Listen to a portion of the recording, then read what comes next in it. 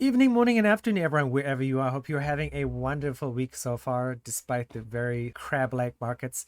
We are here with the latest episode of the Inside Crypto Show, interviews and discussion with regular people just like yourselves. Today, we are joined by Chandler Walker, the co-founder of Culture of Care, an interesting name for an organization and something we'll put together later in the show.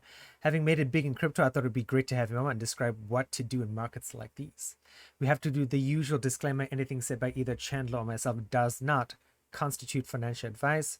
Our opinions are our own and not to be connected with our respective organizations. Please do your own research. Because it's just Chandler today, we can spend more time talking about his background, how you got into crypto, what was the path. So Chandler, thank you very much for making time in your Tuesday evening. I appreciate it. What's going on? Yeah, I'm just sitting here checking charts, looking at crypto, ready to talk about how we're going to take the market by storm. And my philosophy on crypto is what I'm going to name I've been thinking about this. I'm going to rename my brand the Bear Market Society. And that's the fundamental aspect of who I am. And if you watch me on Twitter, you'll really understand what that means. How did you get into crypto? I've checked you out already, of course, so I've figured out the story. But for our audience, how did you get into crypto? Yeah, so I was a young, dumb kid, like 25, 26 years old, something like that.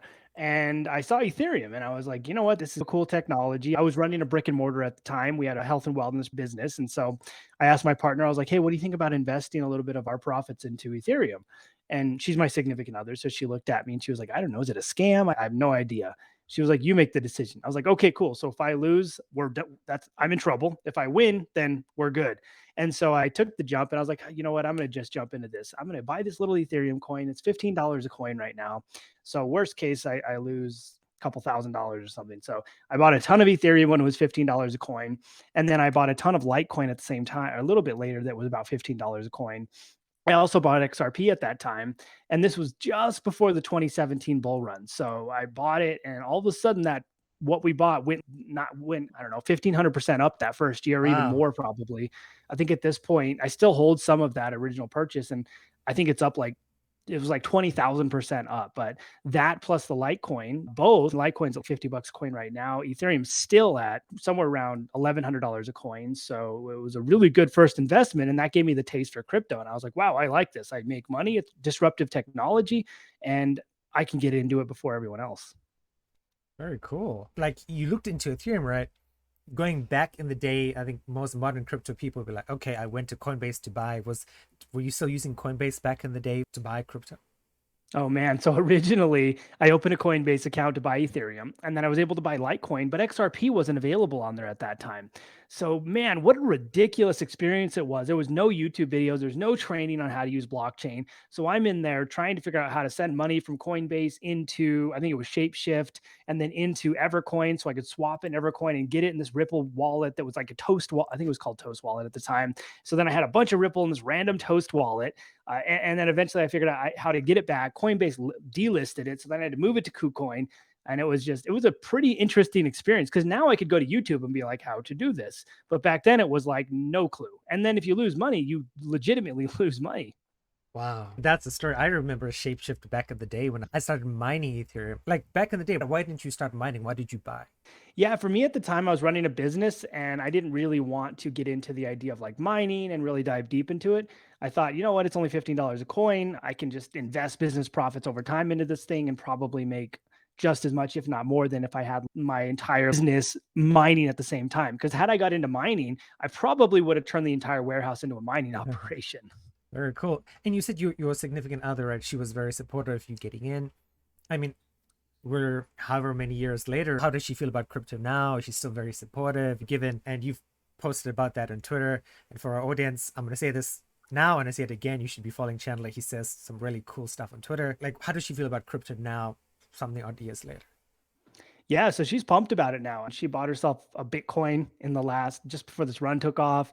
So she has one. We bought 3/4 of a Bitcoin for my little daughter. She's 3. So by the time she Nice. actually gets to like use that Bitcoin, she'll be 18 and the thing will be worth millions or whatever. But she's super supportive of it. So she has a portfolio that she maintains and we work together to build it and grow it. And for a little bit, she was doing like a little day trading with coins and stuff. So she's all in on it. I think we have more in crypto at this point than we do in like stocks or anywhere else. Nice. Very cool. That is awesome. And so, like you mentioned your daughter as well, and I was reading something about this on CoinDesk that like another Bitcoin guy, he had created an app about educating children with crypto technology early on so that they can understand it when they grow up. Your daughter is still very young, of course. Do you imagine yourself going down that path of educating your daughter when she's 6, 7, 8 years old to say this is what Bitcoin is, this is what technology is, and of course in a very basic way? Yeah, and what's funny is she's 3, Oh, and so geez. we have this app that's it's not Steppin, I can't remember what it's called, Smiles, S Miles. So you walk and you earn sats. And so we go for walks, and I'm like, "Oh, Brianna, look, I got 47 sats from walking today." And she goes, "Yeah, Dad, I got 5 sats." And so she knows what a sat is. She understands. Like, I'll say, "Oh, Brianna, do you have any? Where's your money's at?" She goes, "I have 5 Bitcoin." So she knows what a Bitcoin is, and she understands the idea of a store of value. And the other thing we've been doing a lot together lately is we go and mint NFTs. So we'll get on and we mint just random stuff that's fairly safe. And so I'll be like, "You want to get one of these? You want to get one of these little monkeys?" "Yeah, okay, we mint a monkey." And then, "Oh, you want to get this one?" "Yeah, let's get that one." And then there's one coming up. It's on Phantom. I've been big on Phantom for a while, but it's like a scary movie NFT. And she's 3, but she loves slasher movies. So I was like, "Do you want Wow. to go mint like a Scream or a Mike Myers?" And she's, "Yeah." So she's pumped about it. So the cool thing about it is instead of making it like boring investing, I'm introducing it to the real world applications like earning sats for walking, Bitcoin as a store of value to spend money, NFTs as a sort of way to hold art on an electronic device. I think for me, my philosophy with her will be to teach her to look at investments and invest in things she uses and understand real world applications. So that way, when she grows into it, she understands. And she has a little portfolio. Like I said, she has a little bit of a Bitcoin. Every day, she asks me to check on her unicorn coin. So we go in there and we check on her unicorn and her polka dot coin. Those are her top choices. Nice. I like it. That's fantastic, man. And she's very lucky that you are here in her life, being her dad and teaching her all this stuff right now. It's definitely very forward thinking, which is what the world needs right now. Okay, so we're going to dive into the crypto stuff now. And there's so much to talk about, so very little time because you are busy and I don't want to keep you for too long. But so we're going to start off with Chandler. I mean, the market's been, let's say, less than stellar for a lot of people. We've had Celsius, Three Arrows Capital, the Fed raising rates, which impacted everything from your side of the world to everything to my side of the world, from the Bank of England to the Bank of Japan to the Bank of Taiwan, where I live right here. What's happening in crypto? What's happening macroeconomically speaking? What's your thoughts on everything? Yeah, I think basically we're in a position to where, and I think it's been quite the challenge for governments to work with capitalism in terms of the pandemic, because the governments needed to print money to protect people from falling apart and putting us into a recession. But that also broke capitalism. And so what that did was money flooded in, there's money to be spent, but now inflation happens as a result of the expansion of the money supply. And so I think that was the big problem for governments that's pushing us into this recessionary period and forcing the Fed, like here in the US, to raise rates and most countries following suit. And because of that, Bitcoin is considered and crypto is considered risk assets. And so, just like the stock market, when you look at the top tech assets like Apple, Google, all that stuff, they get dumped, crypto gets dumped until we get to a point where we hit whatever the bottom is or wherever the bottom is, and you just continue to get hammered. From my perspective of it, if you have, and this is why we develop skills in a bull market where we can get wrecked and not really lose a ton of money. From my perspective, I short the market the whole way down because now I'm making Bitcoin on the way down. I'm making Ethereum on the way down. I'm making money on the way down, and then I can make it on the way back up. And so I think we can move ourselves into a place where you either just tolerate the pain, because this is bear market pain. And people who haven't been through this don't understand that this is normal. Like 2018, we thought the world was going to end. We were running around in circles crying and singing kumbaya and saying, "Goodbye, friends. It's been fun. We're not going to make it this time." And then all the fun started dying and everybody collapsed. And then we went sideways for an unbearable amount of time. So we all died of boredom. And then all of a sudden, one day, magically, Ethereum was worth $4,700. And that's what we're going through right now. And so I think you have to recognize what happens in these periods. You have all these companies recklessly spending. You have all, like I said on Twitter, you have these frat boy capital funds who are out there like tweeting about how awesome they are, making fun of people, manipulating the market, and then they get wrecked because they're reckless. And so then they start failing, and people think that's the crypto market going down. But all that is it's reckless leverage and reckless funds who weren't able to essentially work in the appropriate dynamic and plan ahead. That's true as well. And you make a lot of very good points. With all the free money going back a year, 2 years ago, you're right. People were definitely taking a lot of risk that they shouldn't have been taking. You mentioned shorting the market all the way down, and you're definitely, of course, you're not, as much as I introduce people as a regular person, you are regular, but at the same time, like a lot of people who've gotten into crypto, they've probably not tried leverage or not tried shorting or longing. Is that something regular people, can regular people short crypto? I think that's a hard question because regular people can do it, but regular people will also get wrecked. Because when you're working on leverage, you can get liquidated, meaning you lose all of your funds. You can lose money on the shorts. If you don't have them correctly timed and put them in the appropriate place and have good stop losses, you're going to get destroyed. And I think that's one of the problems of people following like big influencers who are like, look at me, I'm long and short in the market. And then people get wrecked and liquidated. And they put their leverage at like 10 times, 20 times, or some ridiculous value that's going to get them wrecked. And so I think if you want to learn leverage, you have to learn TA and you have to understand the dynamics of how the coin moves and how to set good stop losses. So it becomes a bit of kind of a side hustle almost for people because you can make money, but you also have to be a professional in the craft. So for regular people, I think honestly, the best strategy is to buy when everybody's running around scared and they think the world's going to end, and then sell when you make 10 times your profits and don't overcomplicate it. That's a fantastic strategy, and I totally agree with you right there. So you've learned a lot, and again, I've only from following you like the last month or so, you can definitely see you have a lot of academic knowledge when it comes to Twitter, but like self-learned knowledge when it comes to crypto. What were your sources of knowledge? Like, how did you learn what you learned? Is it just all self-taught? Did you have a mentor? How did you get to where you are in terms of this knowledge base? Yeah, for me, I think I'm just too dumb to stop trying to figure things out. I get obsessive with things. And so in crypto, I was in so early that I had to figure out how to use blockchain. I had to figure out how to use Shapeshift and how, I think it was Evercoin, how to use Evercoin. And then when I wanted to play on leverage, I had to learn TA. I had to understand how to work the market, how to read. And I've gotten wrecked. I've been liquidated in the past. And so that's what happened. I learned from my mistakes and then got better and grew as a professional and ultimately started to figure out how TA works and how to set good stop losses and ultimately how to prep myself. And I think the best places that I started learning was like, I actually originally went to Investopedia and started recognizing and understanding how to look at candles. Then I started looking at how to identify channels of growth. Then I started to look at, okay, what does an RSI mean? What are divergences?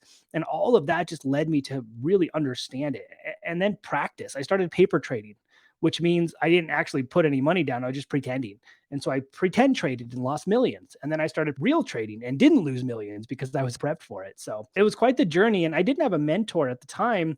And I still really don't have a mentor in the crypto space just because I guess sometimes when you get into a position where you're a little bit farther ahead, it's hard to find someone who's on the same keel as you. So you just trip over your own feet and figure it out as you go. And I think that's ultimately the path to mastery. Do you and your significant other sort of play off each other when it comes to knowledge? Like she knows some stuff you don't know, or you know some stuff she don't know. Are you still leading in terms of knowledge?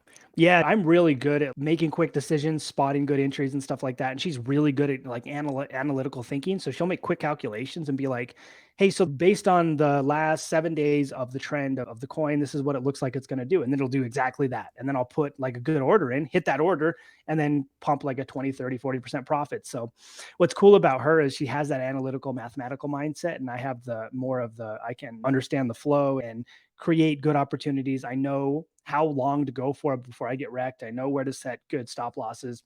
And so we play well together. She'll get me good entries and I'll get us good profits. And it's like a fun game. It's like a couples event. Fantastic. All right, as I mentioned to our listeners and viewers, you are very prolific on Twitter and you say a lot of very wise tweets that I'm a big fan of. And I hope you can get a lot more followers from this, a lot more people who follow you. I'm going to read through one of them now. You can give us the sort of full take, which is, this is something you posted on June 20th, which is, ever do something so different than anyone else? You know, they'll all make fun of you. Then eventually they'll all start asking you how you did it. That's entrepreneurship. That's crypto, Bitcoin. Most people aren't willing to be early. They're not willing to be innovators. They refuse to take risks. Yeah, basically when I look at it, I bought Ethereum originally at $15. People were like, it's a scam, it's stupid, you're gonna get wrecked. Why would you buy that? It's a horrible investment. And then we bought Litecoin. That's stupid, that's a scam, that's a horrible investment. I opened a business. Why would you not go to med school? Why would you open a business? Everything in my life is basically, you're stupid, that's a scam, don't do it. And then everything in my life turns into, wow, that was a really good idea. Can you teach me how to do it? And so I think when you're entering into emerging markets or when you're doing new things, whether it's business or crypto, you have to recognize that most people live in a state of fear. And that state of fear tells them to not take risks because they could get hurt. But in reality, in my mindset, if I don't take those risks, I'm going to get hurt anyway. Because had I not bought Ethereum that early at $15, I wouldn't have created an enormous amount of wealth from that first purchase. Had I not learned how to leverage trade, I wouldn't have created wealth all the way down in this market. Had I not opened my businesses, I wouldn't have had the capital to allocate to buy in this stuff because I would have been a starving medical student. And I think if you really want to make it in life and you really want to actually get somewhere, if you really want to put one foot in front of the other and challenge the norm, you have to be willing to take the detractors, because on the journey and on the road to creating, being prolific or whatever you want to call it, nobody's going to support you. But you have to learn that they will once you do make it. And they're going to ask you how you did it. So all of your detractors will magically become fans. I like that. Two questions about that. Right now, you've had so much experience with the idea of somebody who goes to do public speaking, and a lot of people still have that. No matter how many times you public speak, you're still always shy or nervous or afraid. Like, after all this experience in crypto, are you still afraid of getting hurt financially, or you just 100% confident in everything you do? Yeah, I always have in the back of my mind, hey, don't be stupid. Don't run on too much leverage. And I still do it. I'm like, if I break my rules, I get wrecked. And I'll break my rule and get wrecked. And then I go back to, okay, don't break your rules and you won't get wrecked. And so I always have that in the back of my mind. Don't get too confident. Don't get too cocky. Don't think you own the game, because the second you think you're perfect, the second you think you own this game, the second you think you run everything is the second you get wrecked. And when you think you're at the top of your game, that's the perfect opportunity to get knocked off your peg and just get crushed right back to nothing. So for me, I always have this mindset that I'm good, but I'm not good enough yet. And so I continuously have to reinvent myself. I continuously have to reinvent my thoughts. And I continuously have to listen to the people who follow me so I understand where the market's headed and what people are thinking. So I know what exactly is going to happen, or I can make an inference as to what could happen. Okay. And you mentioned like people ask you like, Chandler, how did you do it? Or what can I do? Some people draw the line when it comes to crypto. I can't teach family members because like Reddit always talks about that. Don't tell your family about crypto because if something goes wrong, you're going to get blamed. Where do you sit on that fence? Are you actively helping family members or friends out? Or are you like, okay, I can get you started, but you need to do the research yourself? Yeah. So my philosophy on crypto and helping people is I've always made enough money in crypto to not need like a coaching program or something like that. And I've thought about a mastermind, like I'll call it the Bear Market Society, born in the bear to win it in the bull. But for me, I've always avoided teaching and coaching and helping people. But in the last like probably 2 years, I've had a lot of Facebook communities that I've been part of start to grow. And we grew one that was like 1,000 people plus. And so I just started getting people asking me questions and questions. And so I thought to myself, how can I help people with what I'm already doing? And that ultimately turned into, okay, let's do a weekly segment on YouTube where I go over the entire market, DeFi, what everything looks like, my opinion on where we're headed.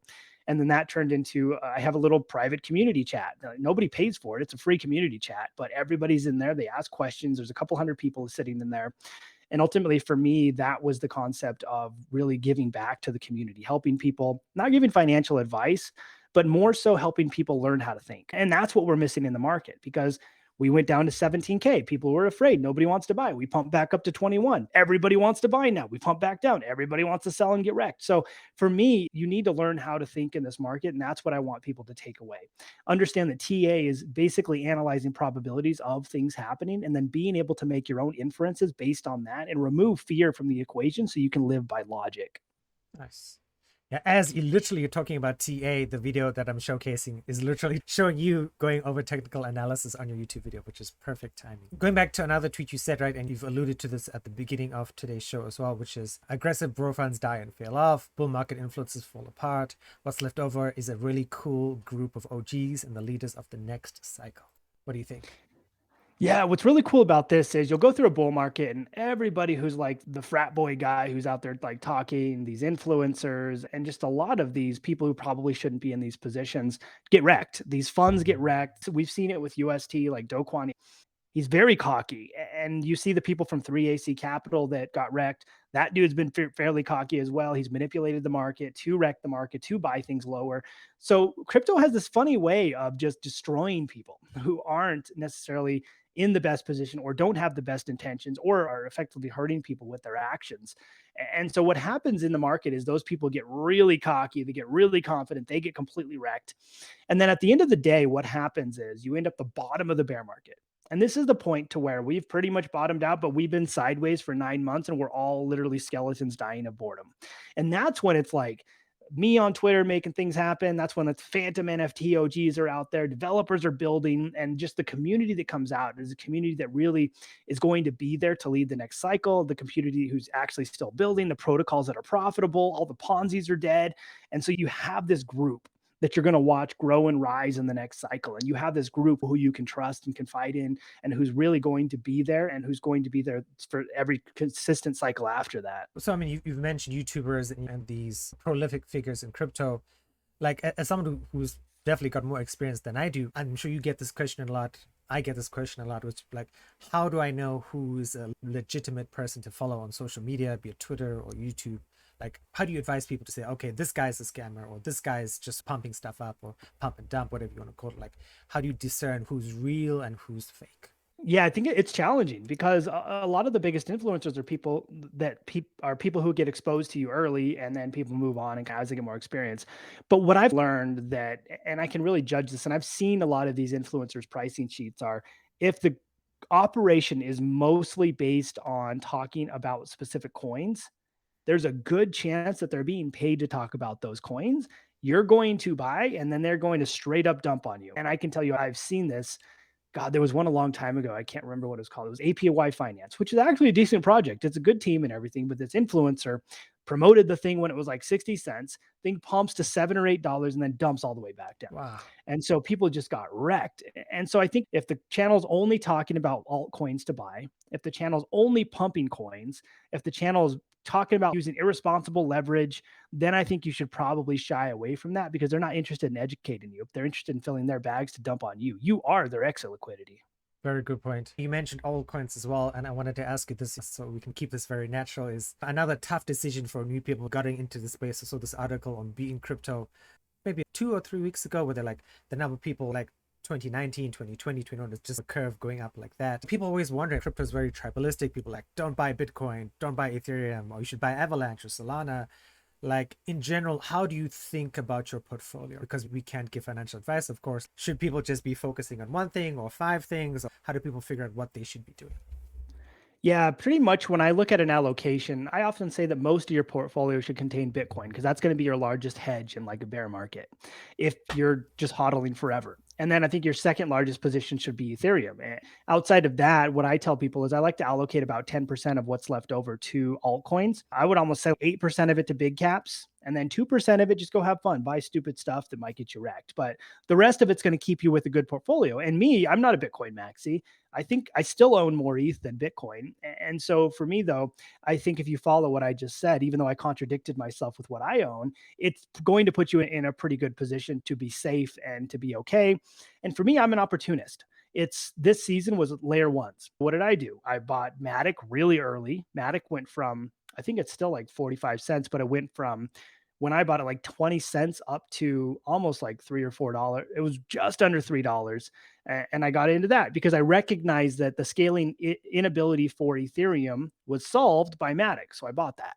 And that's one of my first tenets. It's find the problem. So Ethereum, great. What's the problem? Gas issues, congestion. What solves that? Polygon Matic. What else solves that? AVAX. What else solves that? Phantom. What else solves that? Solana. And then we say, okay, now there's too many layer ones. What solves that? Okay, Optimism. Okay, Arbitrum. Okay, Matic. And so we just start continue to build and grow our portfolio based on the problem and what solves it, and then what's going to be the next thing that solves these major issues. Same thing with GameFi. I looked at it earlier. I was like, oh, I was a kid. I played video games, and I found Mana, Decentraland. I think it was 40 cents when I bought it or something like that. And then it pumped up to near $5. So another good one, because I was able to spot the trend, get into the trend, and then get out before getting wrecked. Because I think a lot of people don't understand that your altcoin in a bear market will lose 95% of its value. It's almost a guarantee. So you have to recognize that your hedge needs to be Bitcoin and Ethereum, and then a little bit of the alts, which you can skim off during a bull market to make a bunch of money to reinvest back in to do it again. Nice. And you are just like full of knowledge and very well spoken, Chandler. I've got to say that. I want to talk to you about this as well, because, you know, I'm sure you've also had this from your friends and your community as well, which is that people always ask me, like, okay, I'm tired in the media every day. I get inundated with the detractors and articles in the New York Times or articles in the Guardian in the UK saying, oh, crypto's this, crypto's that, crypto was crashing 90%, people are losing their money. Why Are there so many detractors? You've hinted at this before with your tweets. How do you overcome the negative sentiment from non-crypto people and still exist in the space? Yeah, I think you have to recognize that the news is essentially creating clickbait headlines to get people to read, and that's all they care about. They don't really care about the coins, the project. Some random guy at a desk knows that he'll get a bunch of clicks from that thing, so he writes it and plays into the current dynamics of the market. And so for me, when I look at everybody being afraid, when I look at everybody being fearful, when I look at the news promoting how Bitcoin's at 20K or it's dead, or Peter Schiff talking about how he hates it again, what I see is an opportunity to buy. And so for me, when we get to those bear market societies, when we get to the bottom, when people are like running away, don't buy this thing, it's stupid, it's a Ponzi, the bubbles burst. That's when I'm jumping in. And I think the way you remove yourself from that is recognizing that everything in the media that exists is noise. If I go out and watch Fox News, I'm going to come back in the room magically a Republican in the US. If I go and watch MSNBC, I'm going to come back in the room magically a liberal. And it's because the news media is biased in a way that they want you to consume whatever it is they're talking about. They want you to buy into their propaganda and they want you to feed that. And they want your clicks. Same thing with Bitcoin. They want you to buy in their propaganda. They want you to feed into that it's dead. So you'll read it, they'll get clicks, they can make money, they can monetize it, and they'll do the same thing at the top.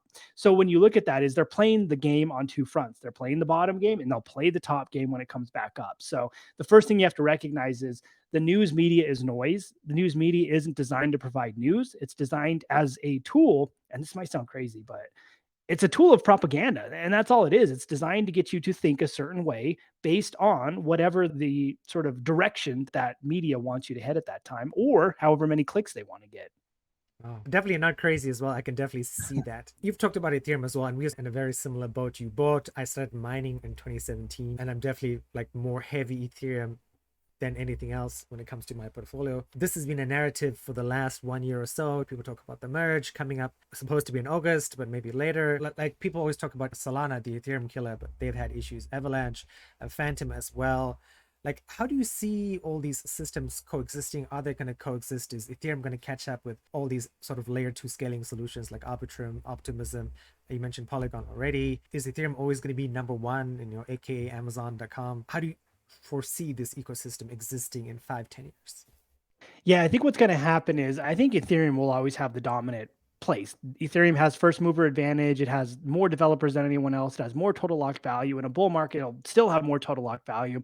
If they solve scalability issues, congestion, and gas, there's only up for Ethereum. But that doesn't mean that the other L1s will go away. You look at Solana, what they've essentially done is followed a sort of technological launch. And what that is, you launch it broken and work out the bugs as people are going through it. That's how Facebook works. You get on Facebook, there's a bug, they figured it out, they fix it. They don't launch it perfect. And I think that's been the downfall of Ethereum in its ability to scale hard is they've been so focused on security, they didn't really get into scalability. And that's what opened up Ethereum to all these L1s. Now, is that a bad thing?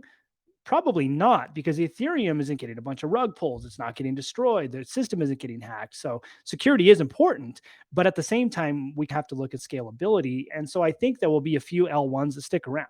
And you look at ones from like last bull run that are barely functioning. You've got like what, Tron, Algorand, they're still around. So they'll be around, just most of them will turn into a ghost town.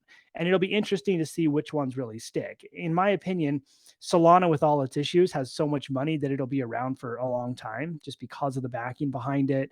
When I look at the builders on Phantom, I think Phantom will probably be around for a long time. It has such a small total locked value now, but so many developers and builders. And I see a lot of the Phantom community moving into Optimism, so I could see that as a really powerful force in the future. Polygon has one of the strongest teams I've ever seen in my life, so I think Polygon isn't going anywhere. So I think we're going to have a really strong community of L1s that not only are competitors to Ethereum, but they play together well, and they'll ultimately have their own communities, their own ideas, their own philosophies. And I think we'll have a pretty neat little ecosystem. And we've talked about this over the last 30 minutes or so of conversation as well. Is like you definitely have the edge. You've seen where crypto came from with Shapeshift and the sort of very basic structure that used to exist 5, 6, 7 years ago. And crypto's come a long way in terms of accessibility, like with fiat on-ramps, MoonPay, WirePay, that sort of stuff, converting your fiat into crypto in a very quick way. How do you see usability in the crypto space as it exists now? Do you think it's okay? Does it need to become more usable for more people to get in? How do you feel about that? Yeah, I think right now with crypto and especially DeFi, like if you're on a centralized exchange, it's fine. People can figure out how to do that. But I don't think DeFi is ready for the masses yet. We've seen it in this past bull run. We've seen all sorts of rug pulls, people getting hacked, losing their wallets, just getting wrecked. And that's not something that's going to be scalable for the masses. Getting money into DeFi is rather challenging. You can get money into ETH, but the average person can't afford to use ETH. So then they have to figure out, okay, how do I get into AVAX? How do I get into Phantom? How do I get into Solana? And so it's really an early adopter mentality right now, in my opinion. And I think in order for it to become absolutely scalable for people, it has to become more simplified. We look at crypto right now from a builder standpoint. So smart contracts, building, connecting wallets, doing all that.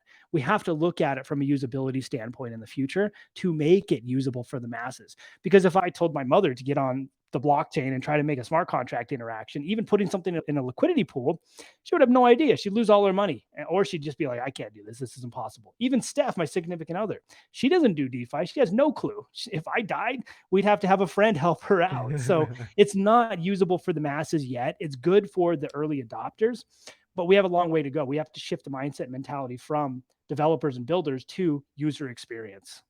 Okay. I have a few of these questions from like community members, and a lot of community members have, as someone with your experience, like what is a way to be safe? I've told them about like security keys as well, like the Titan security key from Google or YubiKeys or cold wallets. Like what's your security setup without giving away too much, of course? Like how do you be safe in crypto? Yeah, I think the first things you need to do is if you're on a centralized exchange, one of the things to do is make sure you're always using Google Authenticator. I think if you're not using Authenticator and you're using like two-factor via text, you're going to get wrecked. I had a friend who got SIM jacked. Basically, Oh the people no. called his phone, they called the phone company, took his SIM card, did two-factor via text, and just liquidated 10K out of his Coinbase account. So I think you have to, if you're not using Google Authenticator, you're putting yourself at risk. The other problem is we are seeing funds go under and becoming insolvent. And when that happens, guess what? Celsius case in point, you can lose all of your money. And so I think you have to put yourself in a place to say, okay, do I trust this entity to hold my coins? Because if they go under, I might lose everything. So then the next step is, okay, we have to use either a software wallet like MetaMask or Coinbase wallet or whatever, or move into Ledger, a hardware wallet. Ultimately, I think the safest place is keeping your funds in a hardware wallet, which is more challenging. But you're, unless you lose it, you're probably not going to completely get wrecked. And so at the same time, I think though, when you're operating in DeFi, because a lot of people will keep everything on MetaMask and or whatever they're using, you have to be smart. If you're getting it into various sites, if they're not really right, if you're just Googling the site, like whatever finance, and you go to click the ad, you're probably going to get liquidated. So you have to be careful who you connect to. You have to always check the URL. You have to make sure when you connect, when you disconnect, you go into your MetaMask and actually disconnect that wallet, go in and remove your token approvals. So that way they can't drain your funds if they do get hacked down the road. And this is why I think DeFi isn't scalable for the mass yet. It's not simplified. All that stuff I just talked about seems impossible. Definitely. One of the things you talked about earlier with you and your daughter shopping for Phantom NFTs, I think that's really cool. Father-daughter stuff to do together. What's your take on NFTs? They had, I think, NFT NYCs going on, and I think everyone's seen that video on social media, the TikTok video of people saying, down with NFTs, NFTs suck, some sort of line along that line. Oh, it's the West. Looks like the Westboro Baptist Church. What does it say? God hates NFTs. I was like, I don't understand. Why does he hate NFTs? Of course, we both do NFTs. What's the future? What do you think about them? NFTs are really cool art. I love art. So who doesn't love art? But why are people against NFTs? Oh, it's just the same reason as people against crypto. Yeah, it's just new. It's new and something people don't understand. And when people don't understand something, they don't want anything to do with it until it blows up. Then all of a sudden they want to learn about it. And so I think what NFTs do, there's a couple interesting, really cool real world dynamics that NFTs bring about. Number one, the ability for an artist to produce a song and sell it as an NFT and continuously produce royalties without a middleman gives the power back to the creators. Songs don't have to depend on ASCAP and some of these horrifying organizations that take all their money. They don't need agents anymore. They don't need any of this stuff that siphons all their money away. So say you have a movie that comes out, you make the movie an NFT. Every time that gets sold, you get a portion. I just saw some it was a new project, but it was video games. They would launch their video game as an NFT. Every time you sold your copy, the original creator got a portion of that. So it allows creators and people who are developing and building to sell without getting wrecked from all the costs of being like represented and having the picture studio and all this stuff. And then on the other side of things, the ability to hold information in a smart contract can allow you to purchase real estate.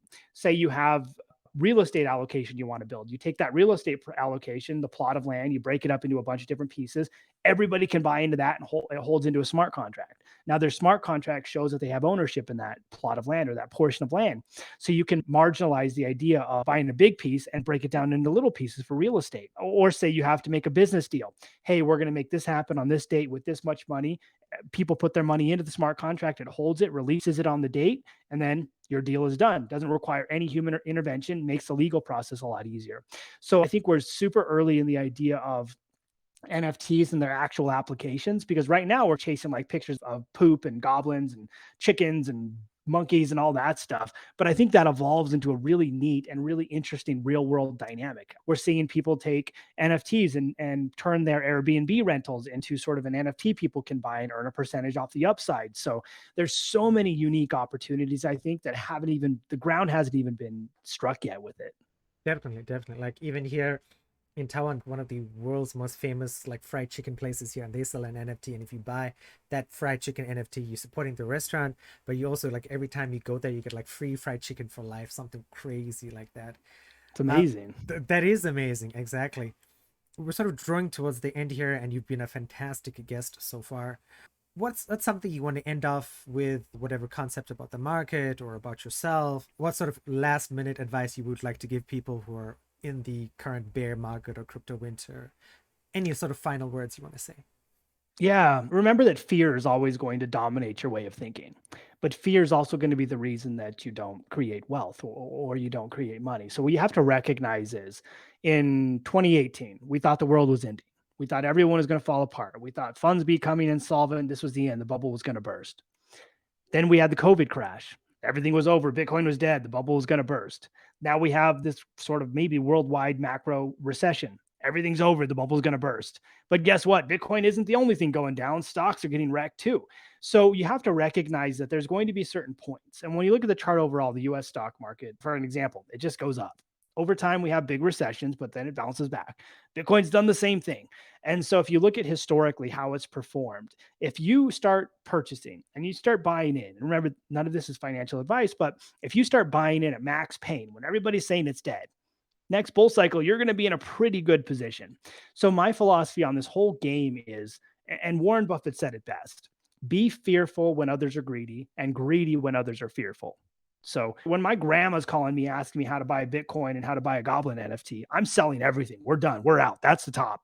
And when everyone's like, Chandler, you should get out of crypto. It's horrible. I heard it's going to zero. It's tanking. I'm putting everything in. That's when I'm going in the market. So I think we have to have that ideal. Everything in here is designed to manipulate your outlook on what's happening. And you have to be able to pull back the noise, remove the fear, and operate in logic to be able to make sound decisions so you can win when it comes back. Very good advice. And thank you very much for that, Chandler. Chandler, before we go today, where would you like people to follow you? Of course, Twitter, we've talked about that already. What's your like main social media you'd like people to pay attention to?